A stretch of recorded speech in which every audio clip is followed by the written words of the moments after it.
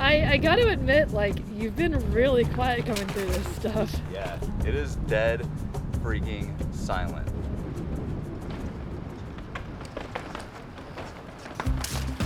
This is the brand new direct mount Eagle Axis derailleur from Sram, and as you can probably tell, it's very different from the last generation. I also have the rest of the drivetrain and these brand new Code Ultimate brakes. There's a lot to unpack here, but I'm gonna focus on the main points that make the system unique because you wanna know what I think of it, so I've gotta get the stuff installed on the bike and out on the trail.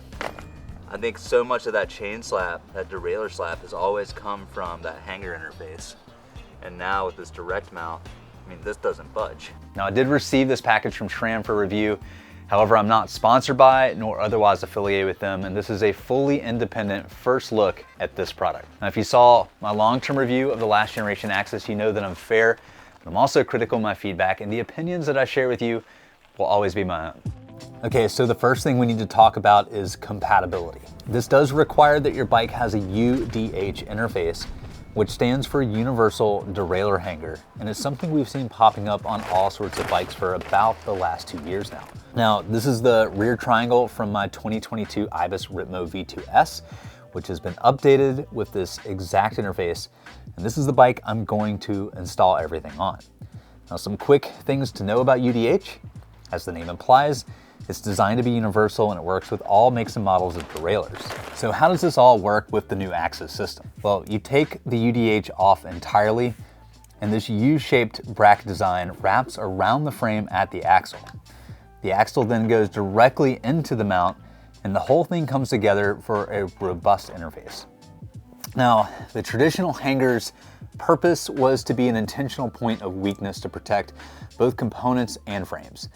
Now, this was great in theory, but time has proven this concept to be mildly effective at best, especially when you consider the strength of today's modern frames. Sram's new design takes the opposite approach and makes the whole system a point of strength while still utilizing their motor's ability to retract instantly during impact. They've also made the system modular and several of the parts, including the pulley cage, side panel, and outer swing bracket can be individually replaced. The overall intent is for the derailleur to be a lasting part of your bike that is user repairable, parting with the old expectations that this is an expendable part that's often a casualty of hard impact. But this mounting design doesn't just bring durability to the table, it also removes multiple opportunities for shifting issues inherent to traditional hanger-based designs. It's just real smooth. Traditionally, the mounting of a derailleur typically involves 2 single shear connections, one at the frame and another at the derailleur, each of which has its own tolerance range. This direct mount Axis uses one dual shear mount design and it sets a very specific position in relation to the cassette. For those of you out there who like to mix and match across brands, well, that's a no-go here. The cassette still uses the current XD driver, but it does take advantage of the extra space provided by the lack of hanger to shift the cassette closer to the derailleur. The benefit here is that everything is brought together into a package that allowed Sram to remove the traditional limiter and B-set screws, which have also been historically problematic. Looking at the rest of the drivetrain, we now have a flat top chain, which puts material where it adds strength. This new crankset also has these built-in bash guards, which places the protection right where you need it when the pedals are in a level position, whether you're leading with the left or the right foot. The shifter is also very different from the last generation and it offers a lot more flexibility in the mounting position than before. The old shifter was something that gave me a bit of trouble, so I'm really interested to see how my experience goes with this new design. All right, now that we've covered the highlights, let's go get it installed. This is unquestionably the easiest drivetrain I've set up, like by a very large margin. All you have to do is hang the parts on the bike, pair the derailleur to the shifter pod, shift the derailleur into the setup cog, and install the chain. The chain length is even predetermined based on your bike's chain ring size and chainstay measurement. Once all of that is in place, you pull back on the derailleur until the chain is under tension, and then fully tighten and torque the bolt for the direct mount. And that's it, no adjustments to indexing, and it shifts perfectly. I've also installed the new brakes, which still follows the same procedure as the previous codes. However, there are some changes to point out about these. I am anxious to get this bike out on the trail, so let's go ahead and get out there And we can talk more about that once I'm on the bike. It is so windy and sunny. It was supposed to be cloudy and like perfect conditions, and it is not. There's like barely a cloud in the sky. Super, super windy.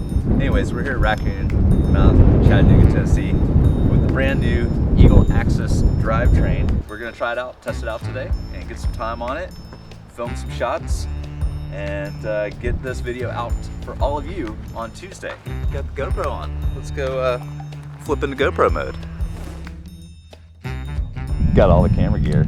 Thanks for being the camera woman today, Allie. Okay. She skipped going to Rock Creek this weekend to help film this, so everybody give Allie a shout out in the comments. All right, so as you can see, got the new Code Ultimates. They're calling these the stealth design. So the hose is angled in. You know, the old design, they're like really swooped out. Brings it in more. Cables are sticking out less likely to grab onto something. But yeah, it's interesting. All right, let's turn into my favorite spot to film here locally, the Chunky. All right, so we're at the main gates here at Chunky at Raccoon Mountain. And this is a trail that you've seen so many times in all my videos for testing and reviewing bikes. And the reason I like it so much is because there's just a lot of compressions, a lot of up-down tech chatter, lots of rock, lots of loose dirt. It's just a great place to test a bike, feel out a bike, and set up suspension as well. So today with this drivetrain running so incredibly quiet and smooth, that's something I definitely want to showcase because it is really tripping me out. So yeah, let's do a run through here, POV, and listen close. Probably hear mostly wind, but the bike is just really going to be quiet. It's going to be pretty spectacular. So yeah, let's hop into it. All right, dropping her in.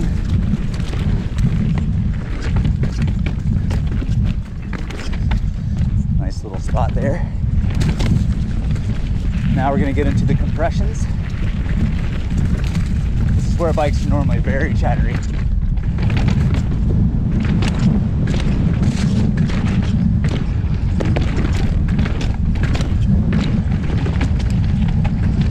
Especially right through there. All right, dropping into the lower section.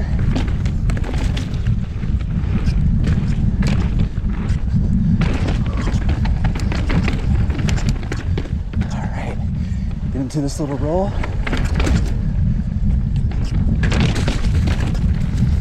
Oh man, I think that speaks for itself. It's quiet, it shifts unlike anything else I've ever been on, and I think Sram has a real winner here.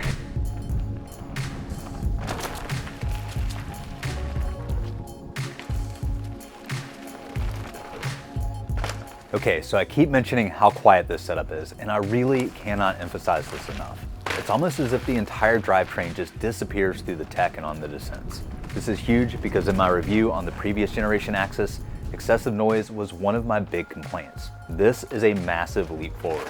In one generation, it's managed to go from one of the noisiest drivetrains on the market to the most silent setup I've ever ridden. But this sensation of the drivetrain just disappearing doesn't completely stop there. In my opinion, the last generation Axis didn't offer a real increase in shifting performance over a properly indexed mechanical design. This newer version, however, shifts unlike any previous drivetrain out there, wireless or otherwise. Now, Shimano is well known for their ability to shift really well under load, requiring less soft pedal technique than their competitors. But Sram now raises that bar. It's just real smooth. And oftentimes I couldn't feel the shift points even on really steep grades while maintaining consistent power. The tucked in design with the new codes ties it all together, and the ride experience really is wildly unique. It all just kind of vanishes beneath you. But there's still one more really important element here, and that's these shifters. There's a lot of things I didn't care for with the last version, and clearly these are completely different. It's gonna take some time for me to really formulate an opinion here, but I will say I haven't had as tough of a time initially adapting to them as I did with the previous paddles. The tactile feel is still completely different than a mechanical shifter, which is something I'm really in tune with. It will be interesting to see how I feel about them after I get some solid miles in. The initial lineup starts with their XO tier, and it's $1,600 US. It's a considerable price point for entry, but this covers the entire drivetrain, including the cassette and cranks. It's a massive change and a dramatic improvement in overall performance and experience, and the value is definitely there. This has had a big impact on my feelings towards this wireless technology. And to understand just how huge the jump is from the last gen, watch this video here where I break down the pros and cons from before. If you're interested in picking up a kit for yourself and you want to help support this channel, consider giving my buddy Sean at N+1 a call for your next purchase. I take great care of fans of this channel, so be sure to tell them I sent you. Well, that wraps it up for today, and until next time, I hope to see you out on the trail.